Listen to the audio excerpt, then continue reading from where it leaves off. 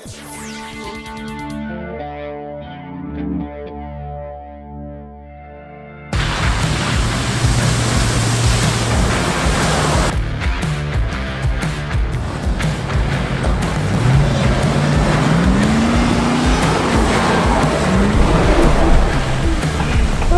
much fun. What is it like to live with a Hummer H2 on a day-to-day basis? Well, you came to the right video. I have received dozens of emails, Instagram texts, and all kinds of messages asking for an update on our project Hummer H2. I personally call him Frank, but many people don't like that nickname. It's because he's a Frankenstein. But in this video, I'm gonna give you a full long-term update. How has the H2 held up? What is it like to live with on a daily basis? And we're gonna tackle the Ironclad Trail, because why not? It's an H2. Let's go.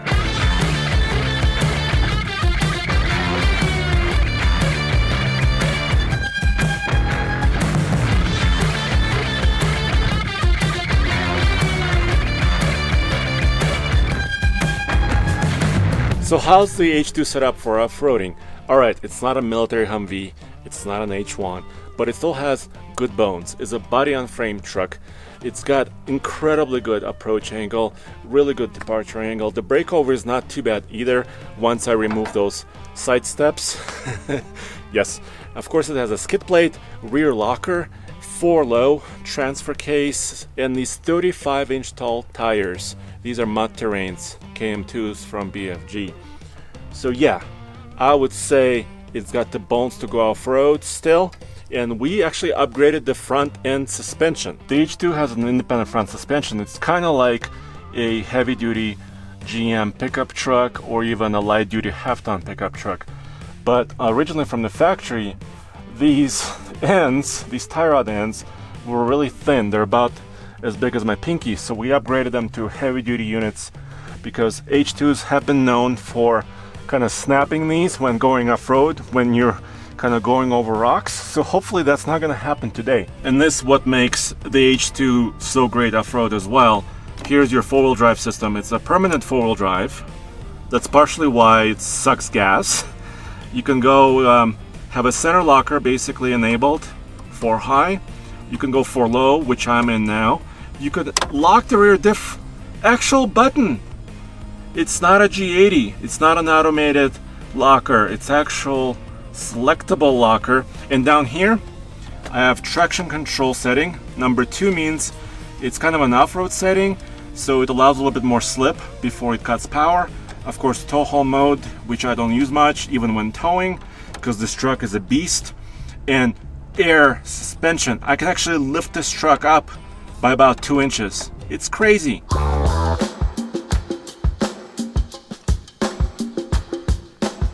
All right, so without steps and with the suspension lifted, the rear suspension, this is a beast to get into. A lot of the electronics still work on this truck. One thing that stopped working and I'm a little bit upset about are the heated seats. All right, I'm in 4-low, rear locker engaged, traction control 2 setting, off-road, suspension lifted. What else do I need? Nothing. Here I am on the steps. Super approach angle. It's like a piece of cake. This truck weighs an insane like 6,800 pounds empty and just pummels things into submission. It doesn't care. Well, yeah, I mean, Nathan would say Power Wagon don't care, but Hummer don't care either.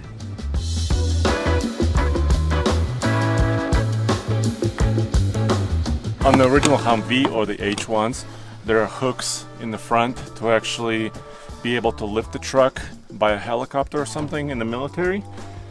These hooks, no, you cannot lift the truck by them, but you can do this. So why is this truck the most hated? Well, 2 reasons. First, fuel efficiency. People associate this truck with really poor economy, and I'll show you that in just a second. And also reliability. People say that these trucks break down all the time. Not so in my experience. This is a 6-liter commercial grade V8 Vortec and 0 issues over the last 3 years. Absolutely zilch Okay, there's a tiny exhaust leak by the header on the driver's side. This truck does not have a lot of miles, about 113,000 miles on the 17-year-old truck. But one of the bolts on this header broke off by the firewall, and that's why there's a tiny exhaust leak when the truck is cold. When it warms up, it fixes itself, but in order to repair it properly, it's a big job, around $700 I was quoted. This clamshell hood configuration is also kind of helpful if you want to work on your light bulbs. Super easy to change. Checking your oil and fluids, everything is easy to reach from the side. I've been averaging over the last couple of years about 11.1. I've seen fuel efficiency as high as about 11.5, but towing, it's also just under 11. So no matter if you're running unladen or with a trailer, this engine in this truck just doesn't care. It just does 11 mpg no matter what. First obstacle is this, the Razor Rocks. It tests articulation and traction, and we just had about 2 feet of snow come down in late April here in Colorado, so everything has changed again. It's wet, it's muddy, it's snowy. So let's see how the Hummer performs right here. The reason why I call this truck Frankenstein, is because it's a combination of like a Chevy Tahoe floor pan, a light duty frame, heavy duty hubs with 8 lugs, light duty suspension, air suspension, its own unique body, its own unique features. It's kind of a combination of a lot of different parts, but parts that work quite well. I'm gonna take kind of a difficult line. There's a tree.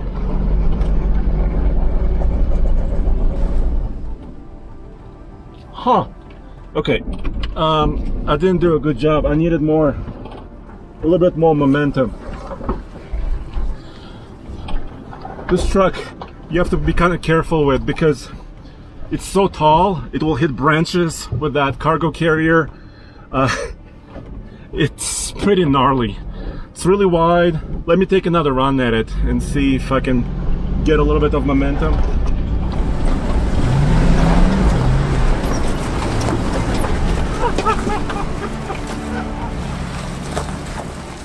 It was a little noisy. Suspension is squeaking. It's doing all that stuff. But I took one of the harder lines. Plenty of clearance, plenty of traction. Booyah!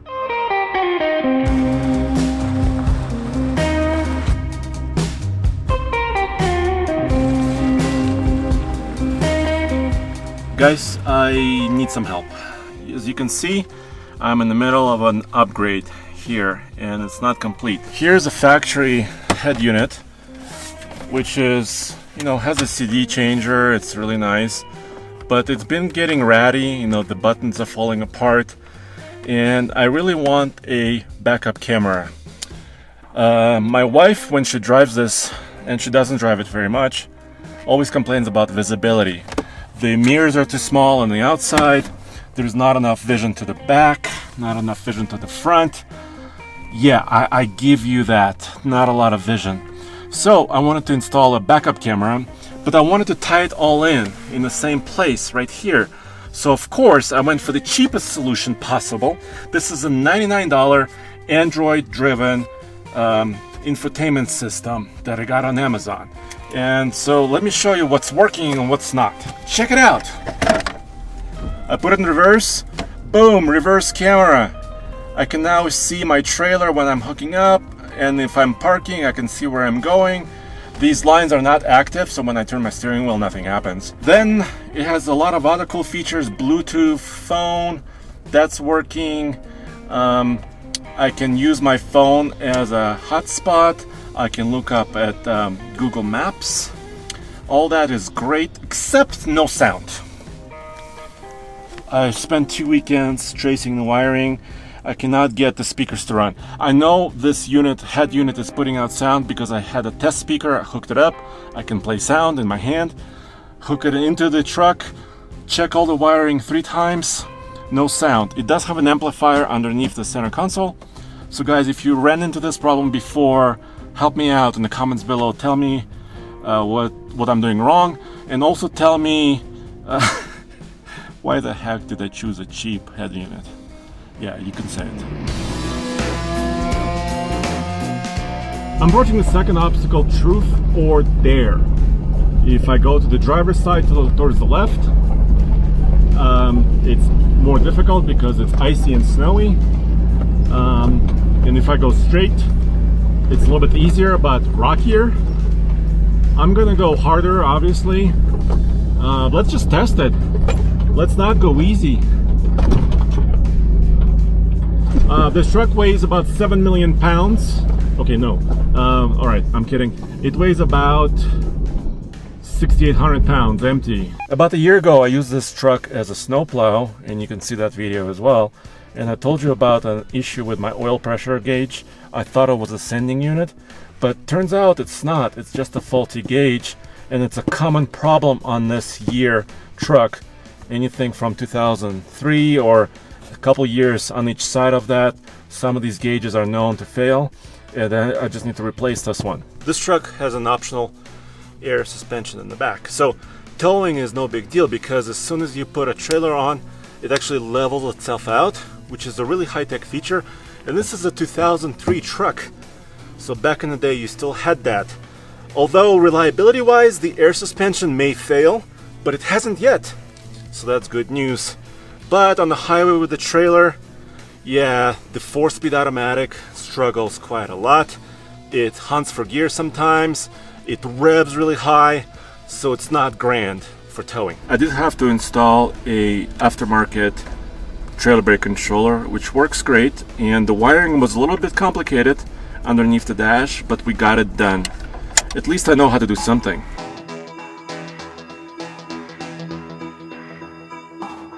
Alright, this is the dare side. This is more difficult right now because of snow, and it looks like somebody got stuck here in an off-road vehicle.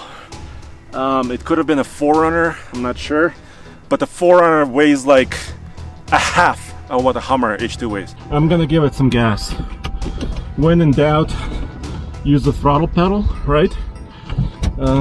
No, don't follow that advice. But I do need some extra wheel spin to get through it. All right, let me try.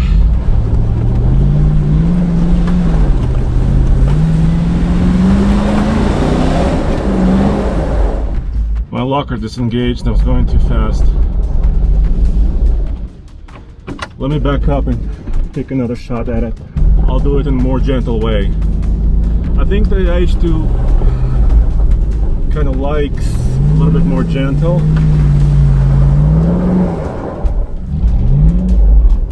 I don't have a front locker. Can you guys tell which wheel is spinning and which is not?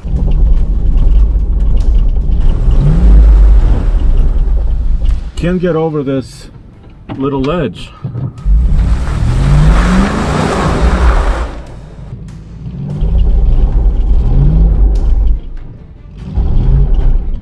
I think what's taking me down, guys, is the weight of this truck.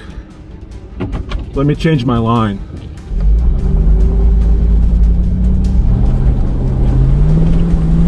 Can't change it. Can't quite take a different line. There are tracks here.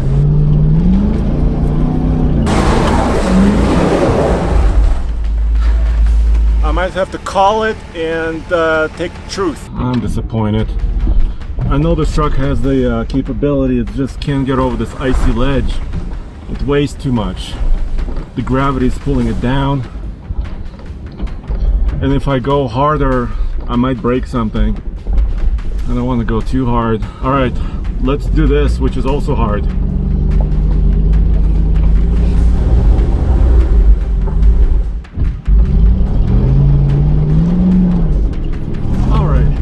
Let's do it properly, shall we? Just go over these rocks. Yes, they're big, they're gnarly, but I got the clearance and I've got the traction to do it.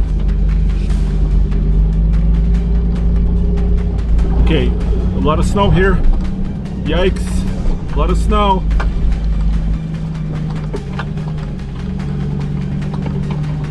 Truth complete, but can I get out of here? I don't know.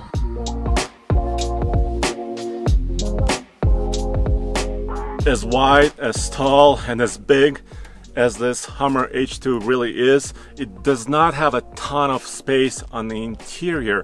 It has a wheelbase approximately to that of a Chevy Tahoe, but take a look right here. Not a ton of space in the back seat. I have two kids, a 6th grader and a 3rd grader, and they fit just fine back here. But I actually camped out inside of this truck, and of course, you might remember that Dunes video where we took this truck to the dunes with Mr. Truck and Nathan. And I actually, yes, slept inside of this rig, so it's an overland truck. I'm sitting behind myself. It's okay. It's not, terribly good compared to the crew cab trucks of current year, but still good headroom. And these seats just ultimately comfortable. Very nice seats. I think I do need to put some extra glue on this. It's just coming down only in this door on the driver's side. All the other doors are great. Once again, you would expect a gigantic space in here, but it's not that huge. Once again, so 5-person configuration. And the H2 is known for a 6-person option. There's a place to mount another seat, and I have it. It's in my garage, and I used it once. I used it once to go to a 4th of July celebration where I had to bring more people. Generally, I don't have it here because it's extra weight. I also don't have a spare. Normally, the H2 would have a spare tire in here. I really hate that. I don't want to have a tire inside the truck, always smelling the rubber from it. So I didn't bring a spare. I know you guys are yelling at me right now. What are you doing off-roading without a spare? Well, in 25 years of driving, I've never had a catastrophic tire failure.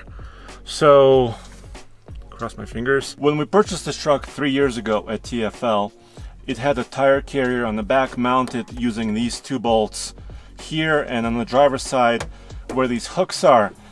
Problem is, it kind of rusted away. It was an aftermarket unit. It started really rusting really badly, especially at the connection points. It was becoming a safety issue because I don't want to be driving down the highway and the tire carrier just drop behind me. So I removed it, but a replacement tire carrier in the back is around $500. Once again, very expensive. So if I'm going a long trip, I may have to put the tire inside or actually mount it on the roof rack.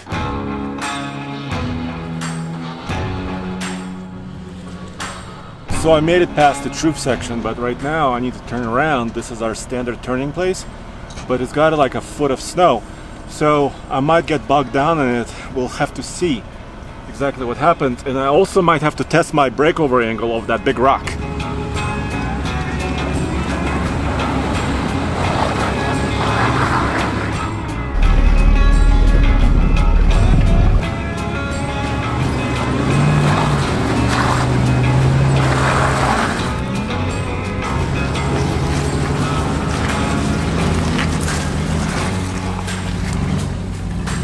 I made it up there. Still pretty hairy with the snow, but so far the H2 is behaving really well. I'm really impressed, and it's in one piece. Nothing is overheated. It's running really good as always. The H2 is a big lumbering beast, and now it's turned into a sled because I'm coming down this mountain. I'm in 4-low, first gear, but it's an icy slope. So if I gain speed, there may not be anything to stop me until I hit a giant tree or a rock. So let's just hope that doesn't happen. Let's just hope the mud terrain tires, which are actually not super great for snow ice performance, hold me. Okay, I was able to use that track to actually descend safely. Yes.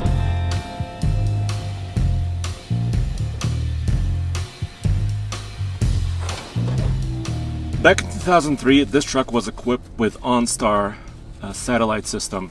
This is what these wires are for. There's even a satellite antenna hookup and a lot of other connections. Actually, no, this is the satellite antenna right here. Don't bother. If you have an H2 or a truck of this era, early 2000s, they switched the satellite system. So the older generation OnStar no longer works. These wires just gonna be tucked away and forgotten. In its place, I'm gonna put this, a little cubby hole with USBs. Oh yeah, I can hook up to my head unit now. Charge my phones and actually, play some sound, some music, if I ever get my speakers to work. What is it like to daily drive an H2? Well, in the front there's only 2 cup holders. I removed them. I know, I'm in the middle of a project. My wife is always whining and saying, why aren't there more cup holders in the H2?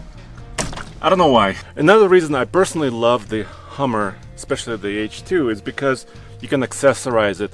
It's kind of like a Jeep in that way. Yes, not quite as much accessories, but this front grill guard is an accessory from General Motors. These extra lights say Hummer on them, also accessories from General Motors. That big roof rack and the storage box on top, also GM. And there's another reason why I like the H2. It's one of the most comfortable riding trucks I've ever driven, and I'm including in that the most modern Ford Raptors and Ram Rebels and GM Trail Bosses. This suspension on this truck, especially the 45-inch tall tires that provide a little bit more cushion, and the air ride in the back, and these big seats, these captain chairs, make this for one of the most smoothest, best rides ever. So it's really hard for me to actually sell this thing. I'm not saying I'm selling it, I'm just saying when I sell it, it'll be very hard. And now, because you guys have requested me to do an update, I'm gonna go through a lot of water. And yeah, this is for science. Yeah, that's very important stuff. And oh, this was so much fun. Yeah, just need to figure out exactly how the splash affects the windshield and the other systems of the vehicle. And yeah, that's what I'm doing, exactly, precisely.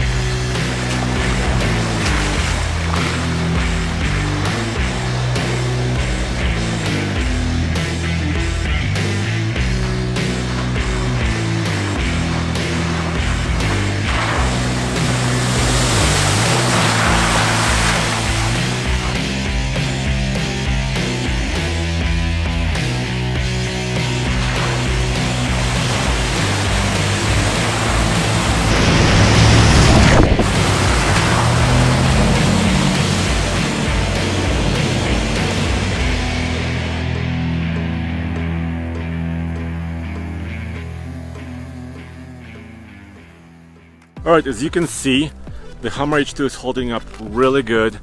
Has basically zero mechanical problems. Has a few electrical problems, like the heated seats that stopped working. But here's the biggest reason why I love this thing. And it doesn't even have to do with this outdoors experience that it provides. It's actually the value. We purchased this truck 3 years ago for around 14,000 bucks. It was what, about 14 years old? Now it's about 17 years old, and it's still holding its value pretty well. So if you were to compare this truck against some of the other off-roaders, okay, the Land Cruiser will be more expensive. Yes, I know. But at about 10 grand right now, this is a good value, and it's maintaining its value over the lifetime. And guys, go back to tfltruck.com for more news, views, and real-world H2, and of course all the truck reviews.